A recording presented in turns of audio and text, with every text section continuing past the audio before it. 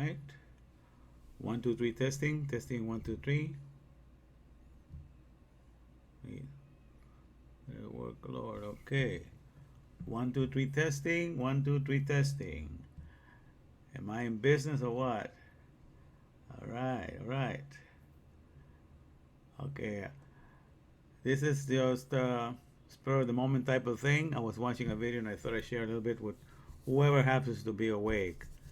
I was listening to this rabbi, a very good lesson on the destructive power of fear, and I thought I'd share with you. And at the same time, I wanted to do this so I could make sure that my screen is being shared this week, because last week I couldn't share the screen, so this week I already spent half hour trying to tweak this so everything will work out okay. And finally, I'm glad I spent time tonight working on this. All right, so now let's see. Okay, and I see how this works. Very interesting. Okay, I'm understanding now. Very good, very good. All right, now let me go to the screen here. Let me play a little bit of the stuff I'm gonna be doing tomorrow. Let's see here. Okay, I'll start with my commercial. Just make sure that's working okay.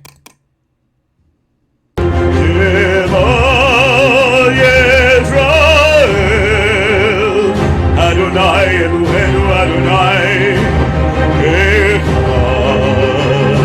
Shema Yisrael, Adonai Eloheinu Adonai Echad. Shema Yisrael, Adonai Eloheinu Adonai Echad.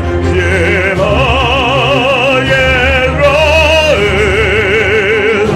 Adonai Eloheinu Adonai Echad. Shema Yisrael, Adonai Eloheinu Adonai Echad. Shema Yisrael, Adonai Eloheinu Adonai Echad.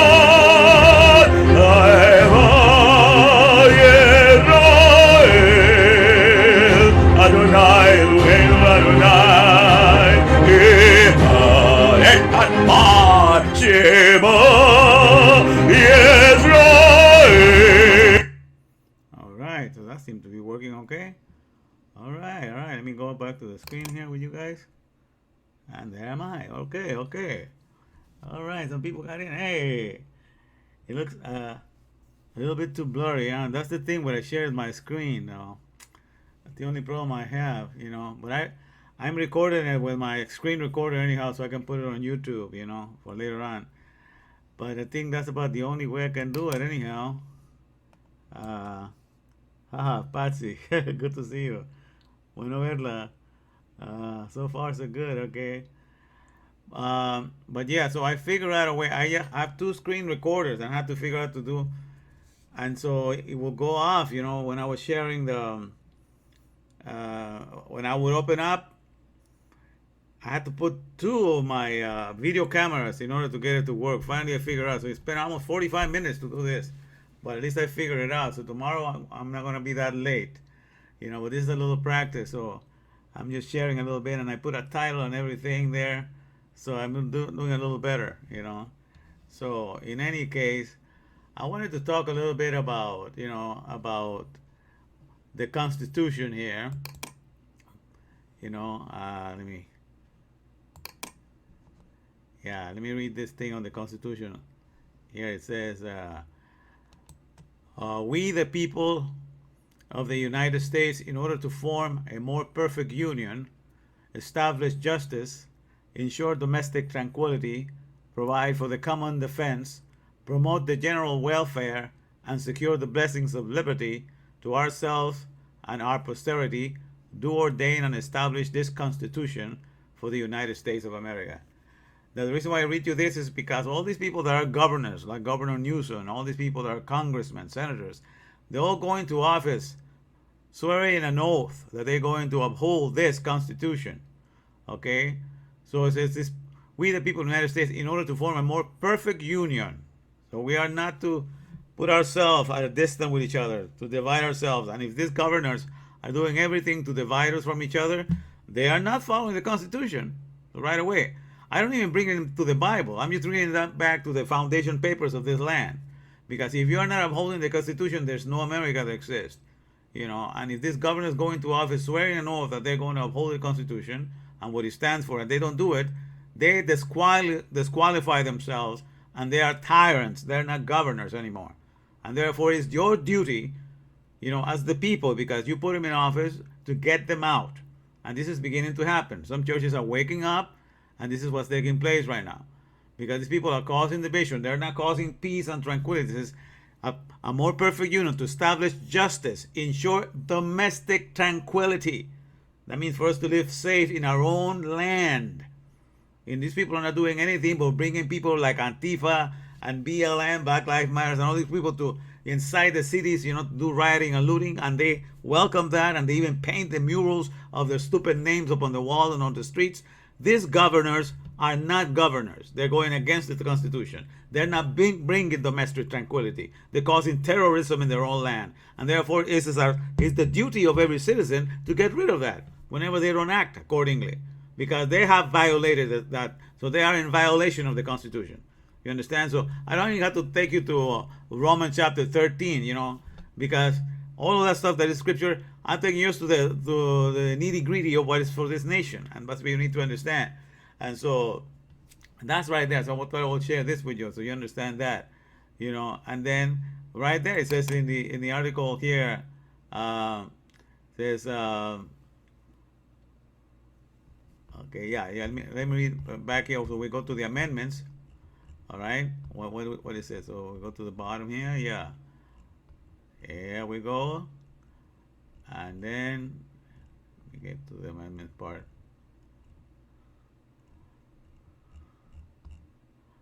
Letter of transmittal. Okay, here amendments to the Constitution. Okay. And so when we had the First Amendment, all right. So it says, Amendment 1, Article 1, freedom of expression and religion. Congress shall make no law respecting an establishment of religion or prohibiting the free exercise thereof, or abridging the freedom of speech, or of the press, or of the right of the people peacefully to assemble and to petition the government for a redress of grievances. So there's some people in this group that have no idea because they have not read the scriptures. They're just showing, when they're expressing themselves without knowledge, they're just showing the foolishness. So you better wise up. There's no such thing as somebody that comes the last minute and does not abide. Governors and everybody that swears an allegiance to uphold the Constitution, and they're not doing it, they have disqualified themselves. They have fired their ass out of their place. Okay, so you got to remember that. And you have to uphold them to that. So there's a lot of cleaning up they're going to have to do after this thing is over. Because all those people that did not uphold the Constitution, they have shown themselves who they are. Now, it's the duty of every citizen of this country to make sure that these people, therefore, get their right deserts being given to them. Okay? Because they have violated this. They have not brought domestic tranquility. They have separated people. They have been brother against brother, neighbor against neighbor.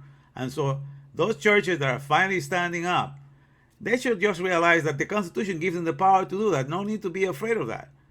The governors, all these people that are not doing anything and acting like tyrants, they need to start shaking in their boots. The Constitution granted them, they swore that they were going to uphold it. Since they're not upholding it, that means they're out of there.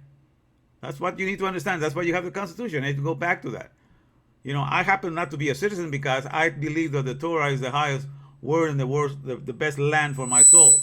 And that's where I abide. And also because I know that this country, most countries in the world, have legalized abortion. I will have nothing to do with any country in the world that has legalized abortion. Because, I will have nothing to do, with the blood of innocent children. So God knows my heart that I will never swear allegiance to any country that opposes abortion. And this country, like most countries in the world, are upholding and legalizing abortion. So to me, the Torah is far above all those things, you know. So I just tell you, you know, what you can use as a citizen of your own country. You can use the Constitution. You can have people uphold it, you know. They have they have disqualified themselves, so they're already out of it.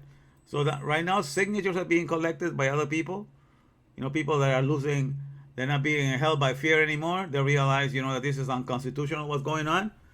And so these governors are not the law. The Constitution is the law of this country. And these governors like Newsom or all these other governments from the Democratic states are doing something that is against, you know, then you just they have disqualified themselves. As simple as that. And they need not be feared. They just need to be cast out. So they need to sign those petitions to get their asses out of their places because they don't belong there. All right. So that's what I wanted to share here. And also, I wanted to share with you also a little thing that I was listening. I was listening to a rabbi, and I think he gave a very good lecture on the destructive power of fear. And I'm gonna sit here and listen to it with you. Let me play it for you here. Let me go. Let me read a verse of scripture first. Yeah, I'm gonna read Jeremiah. Here we go. Let me get myself out of the way so I can see that a little bit. I like that this screen I can reduce it and move it anywhere like this. This is beautiful, you see. Like the other one, I had to stick on one side, but now I can move all over the place. But here it says, Jeremiah chapter 9, verses 22 to 24, from the Complete Jewish Bible, it says, here's what Adonai says, and here's what Yud Hebavhe, or Jehovah says. The wise man should not boast of his wisdom. In other words, the person that is wise and smart should not brag about how smart and how wise he is. The powerful should not boast of his power. You know, those that are governors and have power over people should not brag or display how powerful they are. That's not their main bragging or boasting. The wealthy should not boast about his wealth or his riches. Instead, let the boaster, let the one that wants to brag about something, you know, let the boaster boast about this, that he understands and knows me, that I am Yud Hevaveh, Adonai, the Lord, practicing grace, justice, and righteousness in the land. For in these things I take pleasure, says Yud Hevaveh, Adonai. And remember that the word Yud Hevaveh, God presents himself in all the action of what he does to keep the world animated. And Yud Hevaveh, Yud means labor, He means revelation or animation, Vav means connection, and He again means animation or revelation. So the whole 4 words of Yud Hevaveh means the job of showing the connectedness of all activities. So it's the job of showing the connectedness of everything that is alive. And that's what I was doing to you when I was sharing that message that I shared on Sunday when I went on my walk through the Torah. Through the Torah, I was showing you how each book of the Bible connects to society and connects to the nations. I was enjoying the revelation of Yud Hevaveh. I was showing you, you know, I was doing the work of showing you the connectedness of all activities. That's Yud Hevaveh right there. So that's how I present my messages, by the way. That's how you boast yourself in Adonai, because Adonai means the act of enjoying Him in everything that you do and say, because you're doing the job of the meaning of His name. Okay, so that's the beautiful thing always when you understand this. So this is what you will need to brag about. You know, people in this life, some of them will have riches, some of them will have power, some of them will have all kinds of things, but it is God that assigns for you certain seasons and where to go. But if you're going to brag about something, He says, brag about the fact that you know me and you know how I'm connected with everything. And let that be your brag and your boast. Okay, so that's what we need to be focused on. And that's what I want to get you into. So let me now share a little bit of this message with you. So if you have time, you know, I encourage you to stick along and stay on. But I'm not expecting a lot of people to be watching tonight because I did not announce it. But I had to do this for the sake of testing it. Because I got to make sure that everything is running okay. Now let me see how we're doing here. Check back with you guys. All right, we have some. Oh, all right. Okay. Perfecto. All right. And, okay, so let me get to this part here. All right, it's still going live. Perfect. All right, let me. Interesting how this looks. All right, let me. Okay, so here. All right. So let me share what this rabbi.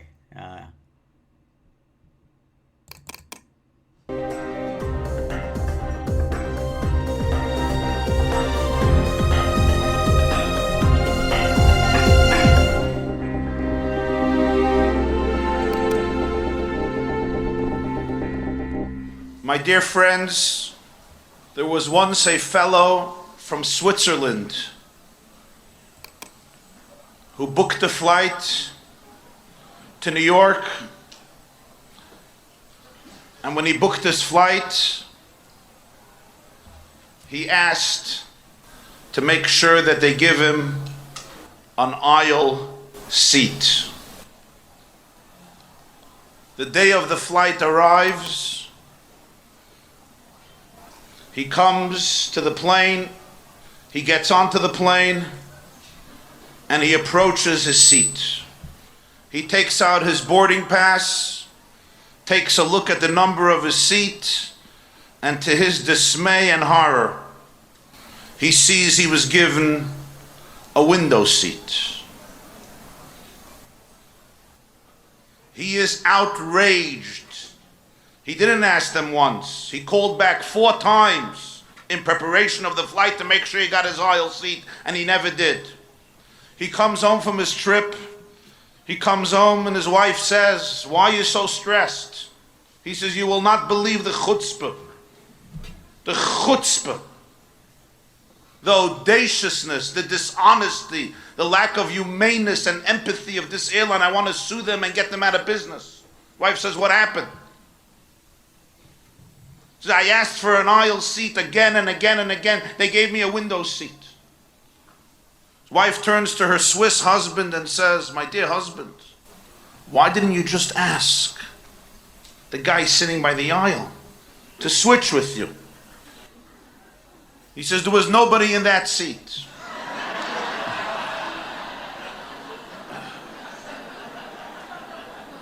I share this anecdote with you because I think it explains in a very powerful way that unique and enigmatic statement in the Gemara and Talmud, Tractate Tainis 29b, Talmud Rabbi Mansur Shlita just mentioned a few moments ago, where the Mishnah says, "B'tisha b'av nigzar alav eseinu shlo yikonsu la'aretz." On the 9th day of the Hebrew month of Av, there was the edict on our forefathers that they would not enter the Holy Land. They would remain in the wilderness for 40 years. Vatisa kol ha'eda vayitnu es koilom vayifkuam balayla ha'u. When the spies came back the 9th of Av, they dissuaded the Jewish people from entering into the land. They inculcated them with fear, with dread, that they will all be slain if they dare try to conquer the land that was promised to them. And the entire nation wept.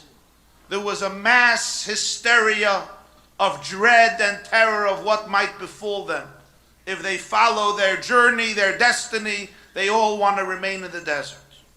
Says the Talmud, Amar Rabba, Amar Rabbi Yochanan.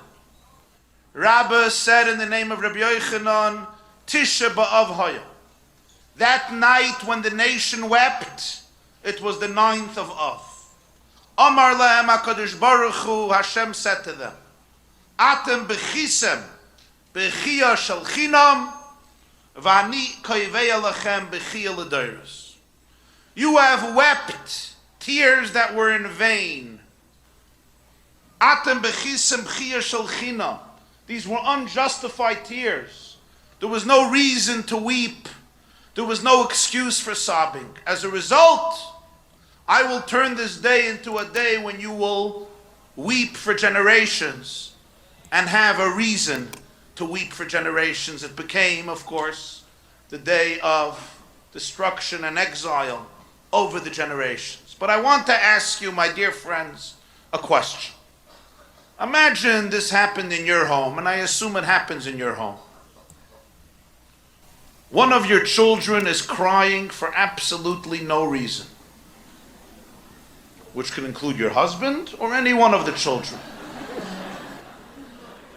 And there's really no reason. He got a lollipop, he got supper, everything is fine.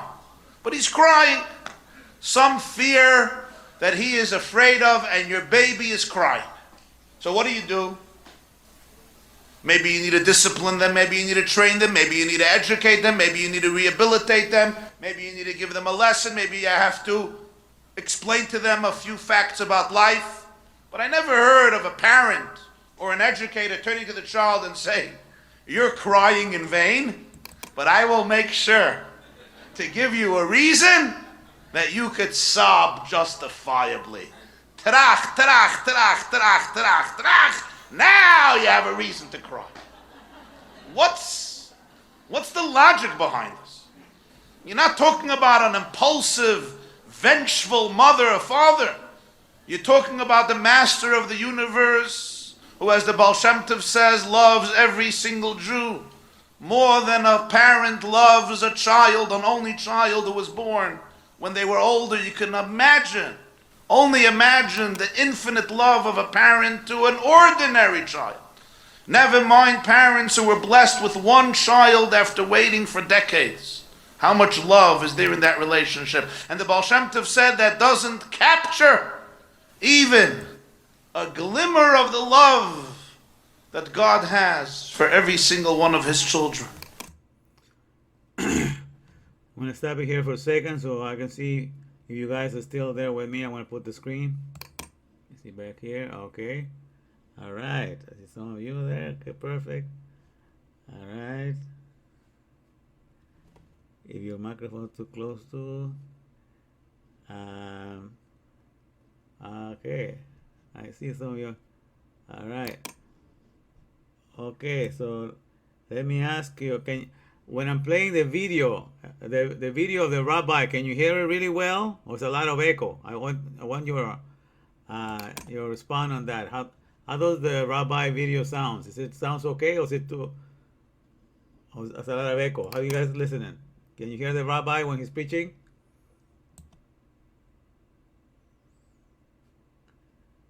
All right. Is anybody? All right. I'm gonna put the rabbi, but I wanna get some input from you. You guys are watching. If you can hear the rabbi, you know what I'm gonna play him right now again. Okay. The message. Here we go. What's the meaning of this response? The Jews cried for no reason. Yes, they were terrified. They were overwhelmed by the message of the spies. They need to be educated. They need to be rehabilitated, perhaps penalized. But what's this message? You cried for no reason. I will make sure that this Tisha B'Av is going to be a day in which you will cry and cry for good reason. B'chia l'dayros. Let me see. All right. Oh, okay, Tim, you can hear it too. Perfect, Tim. Thank you. Thank you for the input. Yes, it's fine. Perfect. Yes, because I sometimes want to share a video and I don't know how it sounds, but if you guys say it sounds okay, perfect. Now this rabbi has something really good to say, very applicable for our time. So I hope you stay around. But I'm still going to share some of that tomorrow. But this is practice run, and I think that everything is running smooth so far today, and you guys are helping me, so I appreciate that. Let's listen back to the rabbi again. Let me get back to this guy again. Here we go. But the truth is, this wasn't a punishment. It wasn't a threat. This wasn't a statement of, you started up with me, I'll start up with you, and I'm bigger and stronger. This wasn't about making a point, scoring points. Rather, what Rabbi Yochanan, I think, is conveying is that God was telling the Jewish people about the consequences of what we call today learnt hopelessness. Learned hopelessness. Very good. Learned hopelessness. You learn to become hopeless. What indeed allowed the spies to dissuade the people from entering into the land? After all, this was a generation for whom miracles was the stuff of daily life. Yeah. If you would have asked the spies, what did you have today for breakfast? And they would have said, manna. From where? Oh, it comes down from heaven every day. And what do you have to drink just before you gave your speech? Oh, we have this rolling stone that we call Miriam's well that gives us water. How did you get out of Egypt? Oh, 10 plagues. How did you get through the Red Sea? It split. This happened just a few months ago. Suddenly, loy nuchal lalois, we can't. But friends, that is exactly the power of fear. What fear achieves is, it paralyzes you. It makes you believe that you can't. And here is the great truth of life. Bear with me. Whether you believe you can or you believe you can't, you're right. I once read about this fellow. He was a real pessimist. He always predicted the worst of the worst. You know, they used to say the Jewish telegrams would read, "Start worrying, details to follow." Right? In a kosher restaurant, the waiter walks around, wants to know one thing: is anything all right? So this fellow, you just got it? Okay, that's fine. No worries. You could say Moidani. This fellow was a real pessimist. Everything was bleak and dark, and it's getting darker. It's not over yet, but it'll soon be over. They once asked a pessimist, what's the difference between an optimist and a pessimist? So the pessimist says, the optimist says it can get worse. The pessimist says it can't get worse. Anyway, what he did for a job was, he would upload trains that would transport foods. And one day he uploaded a train that was going on a long journey, and he was uploading it with dairy food, yogurts and milk and ice cream and cheese and butter. It was a refrigerator train. It's supposed to be a refrigerator train. And he finishes uploading it. It's a long 48-hour journey. And lo and behold, the doors close on him. And of course, his cell phone died. And the train starts moving. And he's banging on the doors. Nobody can hear it. And he knows that for the next 48 hours, he's supposed to be seated in a refrigerated cabin for all the dairy. No way he could survive. He finds a cardboard, takes out a pen and writes his last will and testament. My dear wife, I always knew that something like this would happen to me. And he goes on to describe what a horrific, dark, bleak, disastrous, tragic, catastrophic life he lived. I now must say goodbye, as the frost will take my soul. Love, and he signs his name. Train arrives in Vancouver, doors open, people come to unload all of the dairy products, and they see a fellow mamish lying on the floor. They call him a doctor, Russian, symptoms of hypothermia. Revives him, takes him to the hospital, but they can't figure it out because the refrigerator was off. Thus, you believe you can, you're right.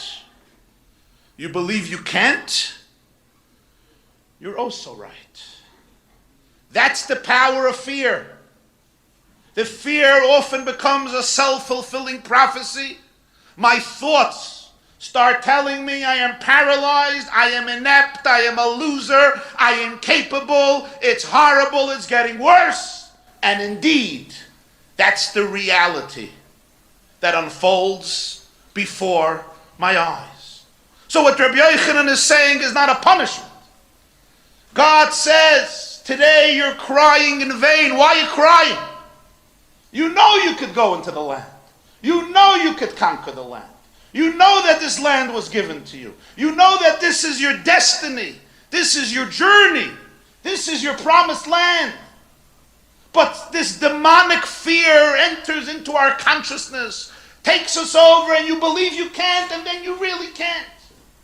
And if you can't, you have to stay here. But the problem is that as a result of this, you really will become paralyzed. And you really will not be able to confront your challenges. You really will not have the tools to be able to face adversity. And the fake tears can, God forbid, become genuine tears. Which might explain, according to the great mystics, why it happens on the 9th day. Why the 9th? And we're now in a period known as the 9 days. Why 9?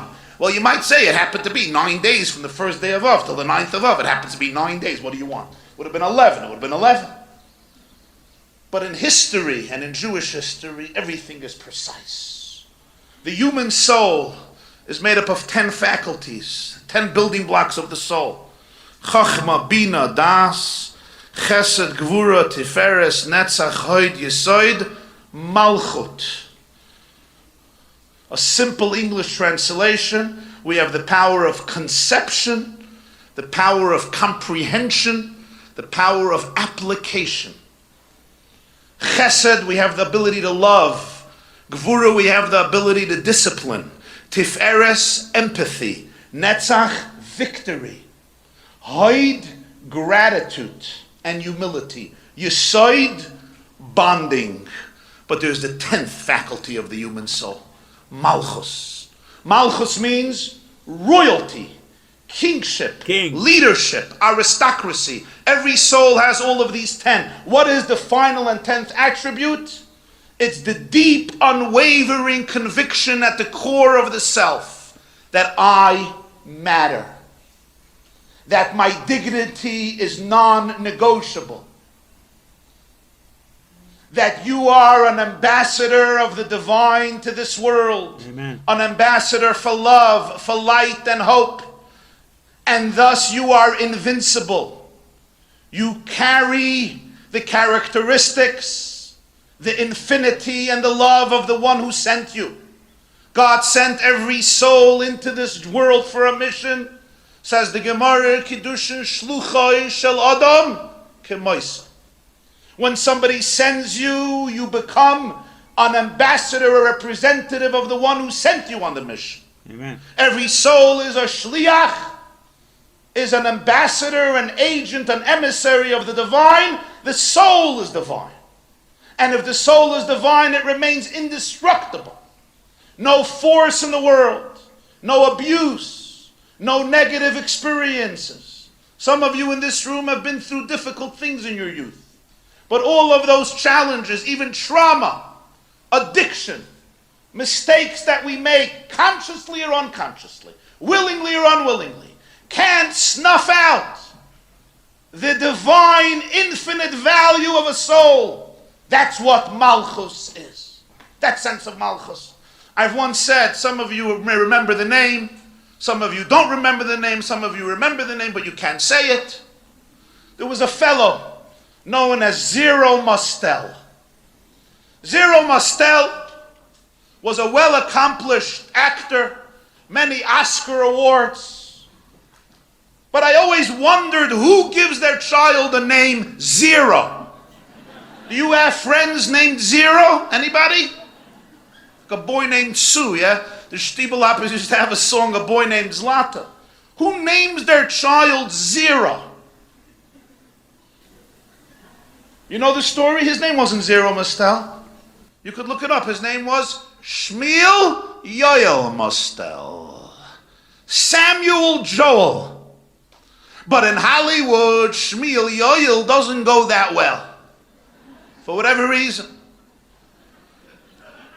Shmuel Yoel grew up in the Bronx. He grew up in a very frum, a very observant family, one of 8. But then he left Judaism, he went to a different world, he needed a new name, and he named himself Zero. Why Zero? So he said, there was somebody, I won't mention whom, but somebody close to him, who would always tell me, he said the same thing, in Yiddish. I'll say it in Yiddish and translate. Shmuel Yoel, du bist a gar nicht. Und du wirst bleiben a gar nicht. Shmuel Yoel, you're a zero, and you're going to remain a zero. He says, well, today I want to make sure this person has nachas. I have lived up to his expectations. And his name becomes Zero Mostel. And I learned from this, friends, if you don't make your child feel special, somebody else will. But it may be in a different way than you wanted. The 9 days represent the loss of the 10th. The 10th quality, Malchus. The 9th of Av is lacking number 10.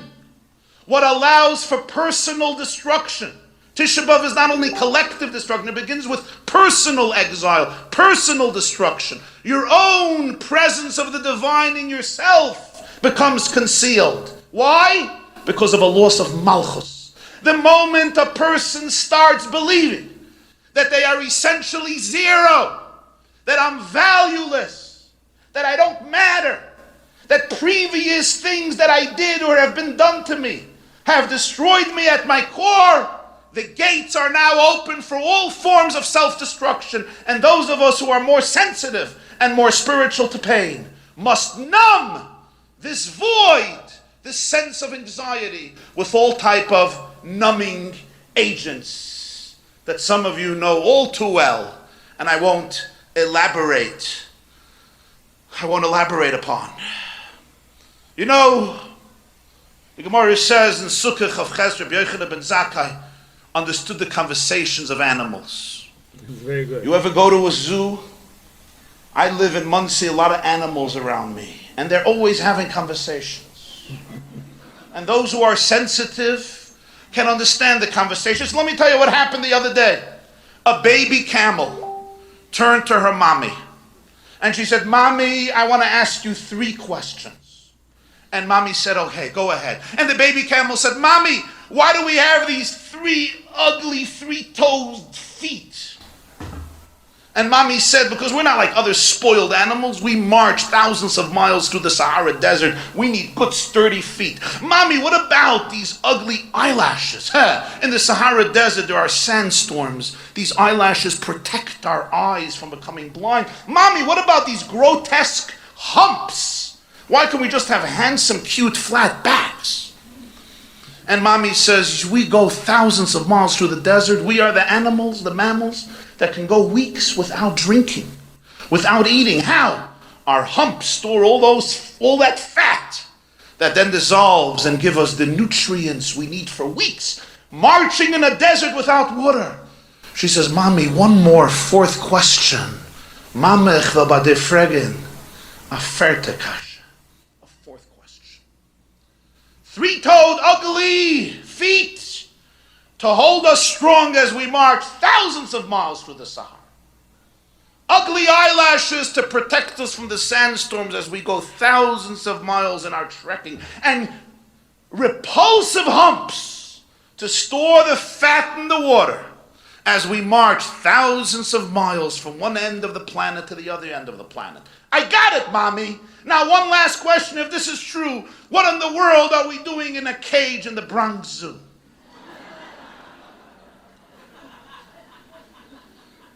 That's the question of Malchus.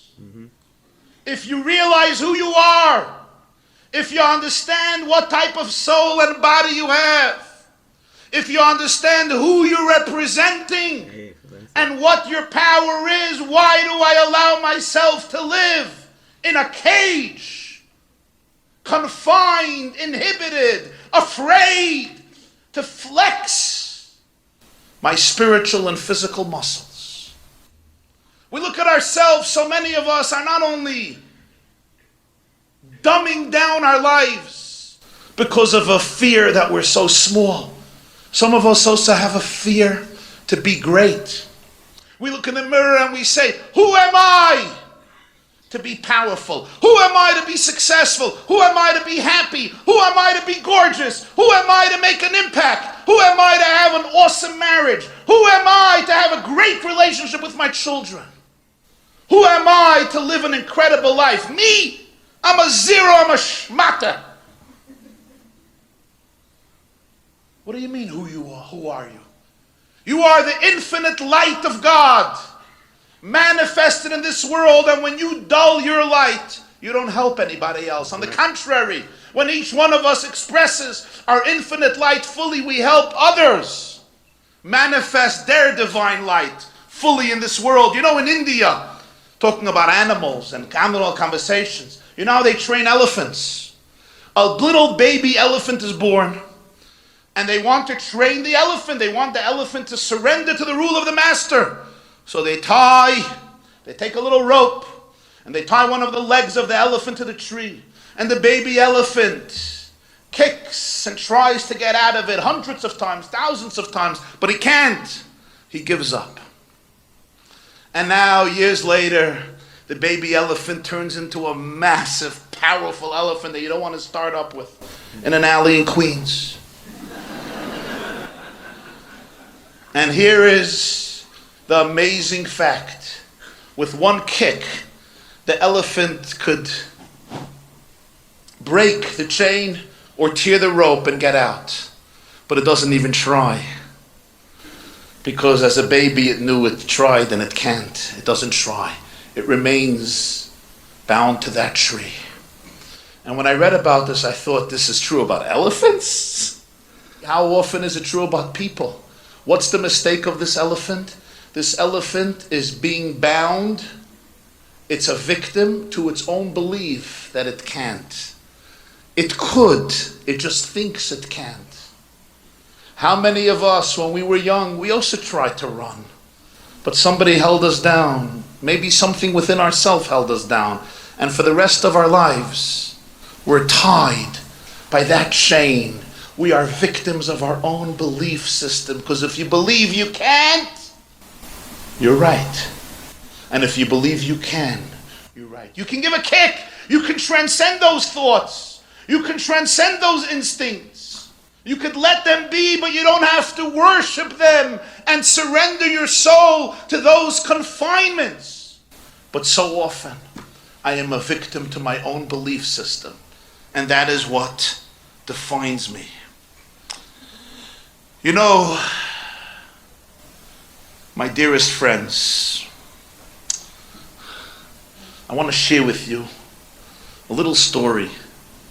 When I read about it first, it left such a profound impression on me.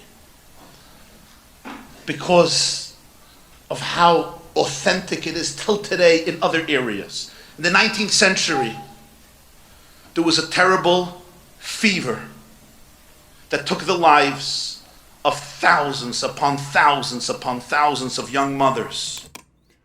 I'm going to stop it here just to let you know that he's going to share something right now about a plague that was taking place back then. And something that I might wanted to mention at the beginning is that one of the leading causes of death in the United States, besides influenza and other things, it says that I'm off. Well, okay, one of the leading causes. I don't know if you guys can hear me. Let me go here to the corner, see if anybody's still. All right.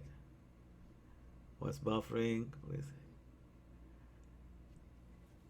Yeah, I will give you a link, Tim. I will send you a link of that message. Yeah. Well, one of the things that the third leading cause of death in the United States, the first one is cardiovascular, related with the heart attacks. People die more of heart attacks every year than the flu and all things, especially in America. Now, the second one is cancer, and the third one is iatrogenic disease. And iatrogenic disease means a disease that is caused by some mistake made by the doctor. They gave you the wrong medication, or something. Some treatment or something recommended that the doctor was the reason why the person died. So if the third leading cause is the doctors themselves, that should tell you why you should not trust the doctors, okay? And then we have all these people that think that they know what they're telling us. But this guy, listen to this part right now, as he finishes with this one. All right. Who have recently given birth, known as childbed fever. And it was the cause of what's known today as the Black Death of childbed. In the 1800s, thousands and thousands of mothers gave birth, and within a few days they have died. And none of the physicians can figure out what is the cause for it. There were regions in Britain and other places where 50, 60, 70% of women giving birth died within the next few days. The tragedy was alarming and to no avail, according to the knowledge of medicine that they had. Now, this is the 1800s, so the science of medicine is developing rapidly. So is the arrogance, the pompousness of the physicians. Doctors, proud doctors. There were two doctors who believed that they came up with the solution. The first was named Ignaz Semmelweis, the second Oliver Wendell Holmes, both 19th century physicians. And Semmelweis started to walk into the wards, walk into the rooms, and just examine all of the factors. He wanted to know what is happening between birth and death, between the birth of the children and the death of the mothers. And he just looked at everything. He even thought maybe the priests were coming in for the final confessions, and they came in with bells, and maybe the bells were scaring the mothers and killing them. He did not rule out anything. And he was looking and examining. And then his eyes noticed one detail. You know, hindsight is 20/20, but then it was revolutionary. He was looking at what the doctors are doing. Of course, the doctors trying to figure out what is happening. Every dead body, they were doing an autopsy.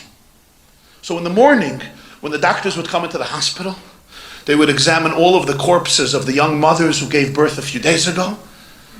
They would do autopsies on them. They would examine their bodies. They tried to identify the cause of death. And then he also realized that these same physicians in the afternoon were going to deliver new babies. And he realized that they weren't cleaning their hands in between. And he came and he proposed, "It's you doctors who are killing these mothers. From the autopsy, you go to a childbirth." And you know how they rewarded Ignaz Semmelweis? They put him into a mental asylum. Looney House. In Vienna, they said, "There's a Mischigene, a Zedreite, a Zerudete, a Zahakte." There's nothing like Yiddish. When it comes to describing a Mischigene, there's nothing like Yiddish. You'll forgive me. Nothing like curses in Yiddish, nothing like love in Yiddish, and nothing like describing certain people in Yiddish. You can ask those of you who are Ashkenazim, ask your great-grandmothers about Yiddish curses. Even the Sfardim are pretty good with sharp words. Don't come close. Somehow 1,000 years in Poland, they just developed certain stuff, right? This is what they would say. Soll sein wie am Neure. Soll sein wie am Neure. Hängen bei Tag und brennen bei Nacht. You should be like a candelabra. Hang during the day, burn at night. Alle Zähne soll mal rausfallen, chutz von die, was ist zu zwei. All your teeth should fall out besides the one that kills. I don't know who came up with these stuff, but you can, anyway. So they decided,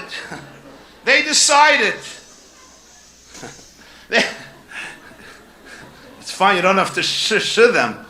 They're finally giving feedback. It's not simple for a Jewish audience to give feedback. Usually it's shkoyach, shkoyach, shkoyach. So it's good, you don't have to, you don't have, oh, I don't know if you guys are Jewish. I think some of you got to convert after this evening. So they took Ignaz Semmelweis and they put him in a base Mishugoyim, where he was abused too. It took 30 years. 30 years and countless deaths. The doctor's killed. For the world to get to realize the truth. They were right. They were right.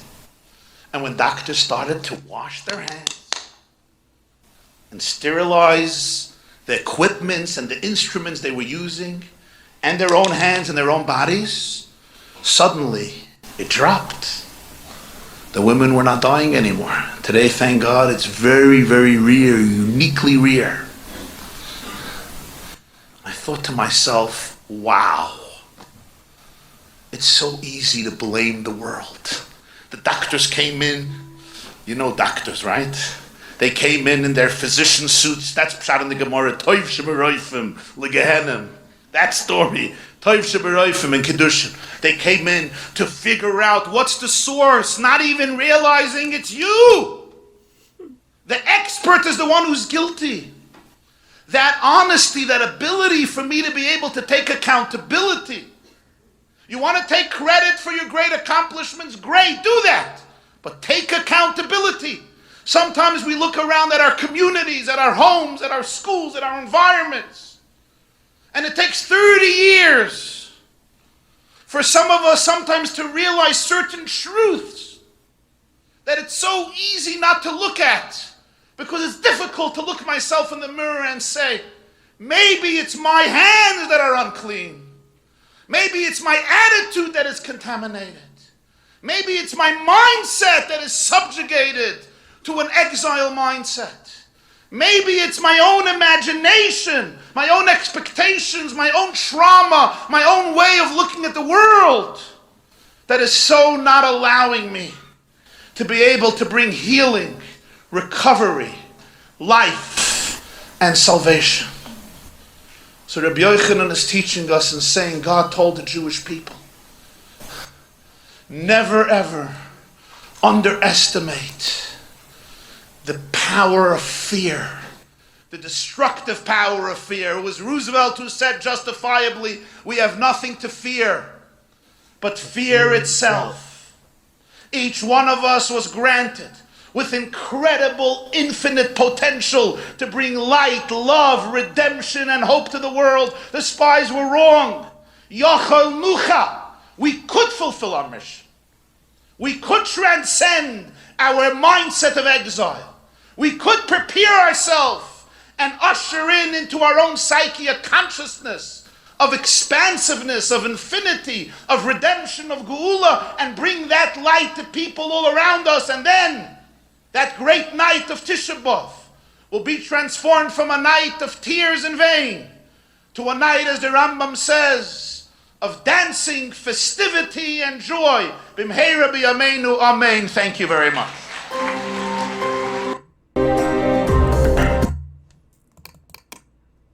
Alright, so I'm glad you were able to stick around. But yes, so this is the, I hope you were able to see all of that. Alright. What's buffering? Okay. In any event, I appreciate those that were here to guide me and to tell me how things were looking. I really appreciate that. So tomorrow, I'll do this from 8 to 9. I think we got it so that I can share the screen. That was the main thing. So thank you for watching. Take care. I love you guys.